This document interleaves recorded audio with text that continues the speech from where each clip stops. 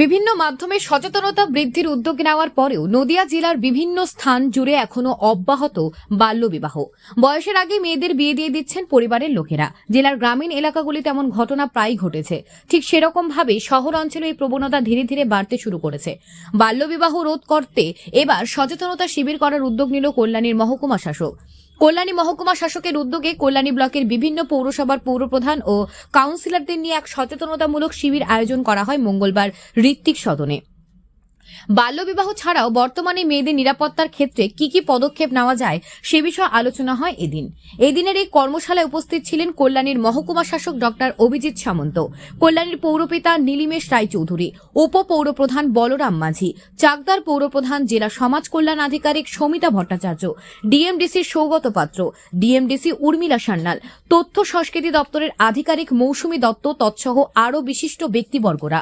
এদিনের এই কর্মশালায় মূলত শহরাঞ্চলে যাতে বাল্যবিবাহ রোধ করা যায় তার জন্য বিভিন্ন বিষয় নিয়ে আলোচনা করা হয়। তার পাশাপাশি এদিন কল্যাণী বিধান স্কুলের ছাত্রছাত্রীরা বাল্যবিবাহ রোধের জন্য একটি নাটক মঞ্চস্থ করেন। তার পাশাপাশি কবিতা পাঠ ও গানও পরিবেশন করেন বিধান স্কুলের ছাত্রীরা। এদিনের এই কর্মশালা প্রসঙ্গে মহকুমা শাসক অভিজিৎ সামন্ত বলেন, কারণ কি এই সময় মূলত আমাদের আজকে যেটা রয়েছে, আমাদের সমাজ কল্যাণ দপ্তর, চাইল্ড লাইন, আমাদের মহকুমা প্রশাসন এবং আমাদের প্রত্যেকটি মিউনিসিপ্যালিটিকে নিয়ে আমরা কর্মশালার একটা আয়োজন করেছিলাম।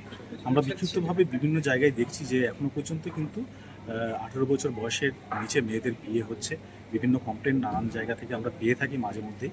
তো সেগুলো একদিক দিয়ে যেমন আমরা এগুলোর যে আমাদের নিয়মকানুন রয়েছে চাইল্ড লাইনের থেকে আরম্ভ করে পুলিশ বিভিন্নভাবে যেগুলো আমরা কেসগুলোকে ট্যাকেল করি সেটা করছি, কিন্তু আমাদের মনে হয়েছে এর পাশাপাশি আমাদের মিউনিসিপ্যাল লেভেল যে কমিটি এবং ওয়ার্ড লেভেল যে কমিটি রয়েছে সেই কমিটিগুলোকে আরও বেশি করে অ্যাক্টিভ করা, যাতে করে এই কমিটিগুলো তারা গ্রাউন্ড লেভেলে আরও বেশি করে কাজ করতে পারে।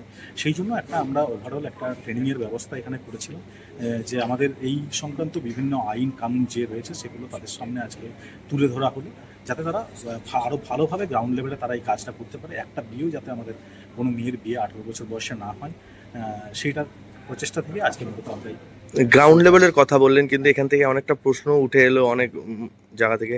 সেই জায়গায় দাঁড়িয়ে আপনারা কিভাবে তৎপর হবেন আগামী দিনে আরো? একদম, এটা তো আমরা অল টাইম আমরা এটাই চাইছি যে প্রত্যেকটা জায়গা থেকে যেন এই বিয়েগুলো, এই ধরনের কোনো ইনফরমেশন আসলেই এটা মানে খুব তাড়াতাড়ি করে চাইল্ড হেল্পলাইনে খবর দেওয়া বা আমাদের জেনারেল প্রশাসনের কাছে এই খবরগুলোকে নিয়ে আসা, যাতে আমরা বিয়ের আগেই সেই ফ্যামিলিটার কাছে পৌঁছতে পারি, তাদেরকে আমরা প্রপার কাউন্সিলিং করাতে পারি এবং সেই জায়গাটা থেকে তাদেরকে আমরা বিরত করতে পারি। এই কর্মশালা কি আগামী দিনে স্কুল প্রাঙ্গণও করার চিন্তা ভাবনা রয়েছে আপনাদের তরফ থেকে? আমরা যত বেশি করে এই ধরনের কর্মশালাগুলো আয়োজন করতে পারবো, গার্জেনদের ইনভলভ করতে পারবো, আমরা স্টুডেন্টদেরকে বোঝাতে পারবো, তত বেশি করে কিন্তু এই জায়গাটা আমাদের যে মূল উদ্দেশ্য সেটা সাকসেসফুল হবে।